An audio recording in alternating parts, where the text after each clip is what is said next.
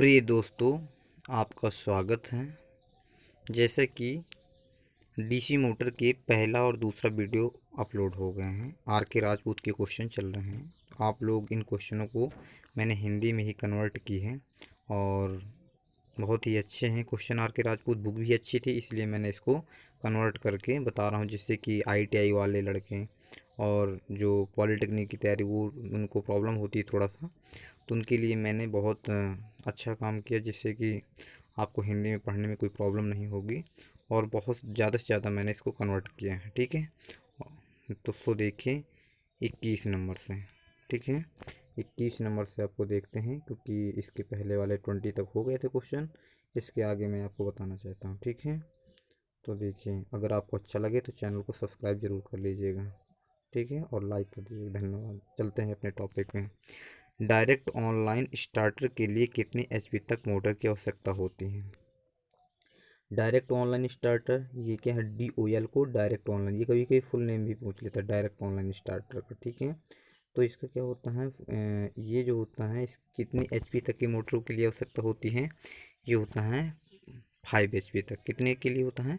5 HP तक के लिए होता है। ठीक है, अगला नेक्स्ट क्वेश्चन। यदि DC शंट मोटर की स्पीड बढ़ा दिया जाए तो बैक EMF, EB को बैक EMF से रिप्रेजेंट करते हैं। ठीक है ना, जो ये बैक EMF है पर क्या प्रभाव पड़ता है? तो DC शंट मोटर की स्पीड को बढ़ाते हैं। एक बार ये UPPCL में भी अभी आया था, क्वेश्चन रिपीटेड है, UPPCL में भी पूछा गया था। ओके, तो ये इम्पोर्टेंट क्वेश्चन है और इसमें समझिए DC में क्या होता है, इसमें बढ़ेगा, क्या होता है, बैक EMF क्या होगा, अगर स्पीड बढ़ा दिया जाए तो इसका बैक EMF भी बढ़ जाता है। ठीक है, ये मतलब क्या होता है, समानुपाती होता है। ठीक है, समानुपाती होता है, स्पीड समानुपाती वो होता है। ठीक है,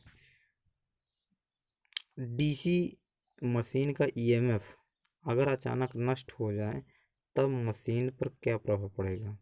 यदि DC मशीन का EMF है, जो EMF अगर अचानक नष्ट हो जाता है तब क्या हो जाएगा? मशीन पर आर्मेचर जल सकता है, क्योंकि मेन क्या है कि हमारे पास इसमें EMF अचानक नष्ट हो जाता है, जिससे कि वो क्या होगा, हीट जनरेट होगा। हीट जनरेट होने के कारण आर्मेचर करंट अधिक होगी, तो करंट अधिक हो जाने के कारण क्या होता है, आर्मेचर हीट होगा और लास्ट में क्या हो जाएगा, जल जाएगा। ठीक है, आर्मेचर जल सकता है। DC शंट मोटर में स्पीड किस कारण से बैक EMF पर निर्भर करती है? तो DC शंट मोटर के लिए, सीरीज के लिए नहीं बोल रहा, शंट के लिए बोल रहा है। ठीक है ना, तो आपको मैंने थ्योरी में बताया है कि कौन सी सीरीज मोटर होती है, दूसरी होती शंट मोटर, तीसरी होती कंपाउंड मोटर। ठीक है ना, सीरीज होती है, ठीक है, और शंट होती है और कंपाउंड होता है। इनका भी मैंने पूरा पूरा बताया था। ठीक है ना, ध्यान दीजिएगा। इसके बाद तो इसमें जो होता है, तो ये स्पीड जो होती है बैक EMF पर निर्भर करती है। तो ये DC शंट मोटर का फ्लक्स प्रैक्टिकली स्थिर होता है। कभी कभी बोलते हैं कि शंट मोटर क्या है, स्थिर स्पीड के लिए भी यूज होती है। ठीक है ना, क्योंकि इसका फ्लक्स क्या होता है, प्रैक्टिकली रूप से क्या होता है, स्थिर रहता है। क्या रहता है, प्रैक्टिकली रूप से स्थिर रहता है। ठीक है, और ये जो स्पीड होती है तो 1/5 के ये होता है। ठीक, अगला, DC शंट मोटर में अधिकतम पावर की अंडर कंडीशन में आर्मेचर धारा फुल लोड धारा से कैसे होगी?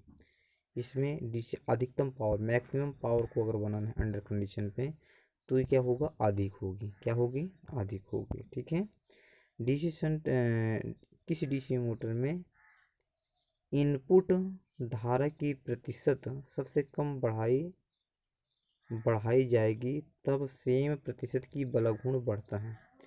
इसमें क्या होता है कि जो हमारे पास जो टार्क होता है वो किसके, सीरीज के लिए I² के बराबर होता है, और टार्क जो होता है शंट के लिए I के होता है। ठीक है ना, तो इसमें क्या होगा, जिसमें करंट थोड़ा सा चेंज आएगी तो इसमें ये क्या होती है, श्रेणी के लिए होता है।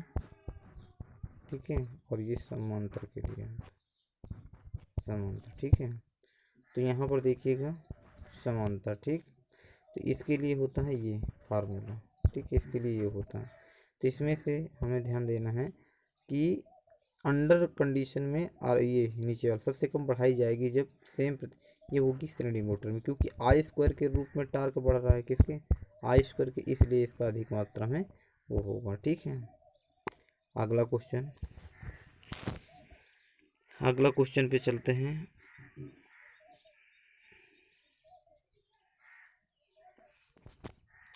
किस डीसी मोटर में हो गया ना, अगला 27 नंबर, इन दिनों पर डीसी मोटर का यूज कहाँ पर करते हैं। ये इलेक्ट्रिक ट्रैक्शन अधिक मात्रा मैक्सिमम मात्रा में इलेक्ट्रिक ट्रैक्शन पे करते हैं। ये बहुत ही तो अगर पूछते हैं तो डीसी मोटर का मैक्सिमम यूज कहाँ पर होता है, तो ट्रैक्शन लाइनों पे होता है, ट्रैक्शन के लिए होता है। ठीक है, डीसी मशीन का कौन सा भाग है जिसे आसानी से देखकर बताया जा सकता है कि डीसी मोटर है। डीसी मोटर का वो क्या होता है, कम्यूटेटर ये बता देता है कि ये डीसी मोटर है। ठीक है ना, बहुत इंपॉर्टेंट क्वेश्चन पूछ लेते हैं। ठीक है, अगला इसके बाद ध्यान देंगे, निम्न में से किस अनुप्रयोग के लिए डीसी श्रेणी मोटर सर्वदा विश्वसनीय है। ये भी एक क्वेश्चन था। ये क्या है, एक कार के लिए स्टार्टर का यूज होता है, किसके लिए, एक कार के लिए स्टार्टर इसको यूज होता है। ठीक है ना, किसके लिए श्रेणी मोटर सर्वदा, एक कार के लिए स्टार्टर के लिए। ओके, अगला क्वेश्चन है जो कि लास्ट है, डीसी मशीन में फ्रैक्शनल पिच वाइंडिंग का यूज क्यों करते हैं, स्पार्किंग कम करने के लिए। वेरी वेरी इंपॉर्टेंट क्वेश्चन है डीसी से। ठीक है, तो ये क्या करता है, स्पार्क, डीसी मशीन में फ्रैक्शनल पिच वाइंडिंग का यूज क्यों करते हैं, क्योंकि स्पार्किंग को कम करता है, मिनिमम करता है। ठीक है ना, तो धन्यवाद। अगर आप ये क्वेश्चन अच्छे लगे हों तो मेरे चैनल को सब्सक्राइब कर दीजिएगा, और ऐसे ही वीडियो पाने के लिए बेल आइकन घंटी को प्रेस कीजिए, जिससे कि मैं डेली बनाता हूँ आप लोगों के पास आ जाए। धन्यवाद।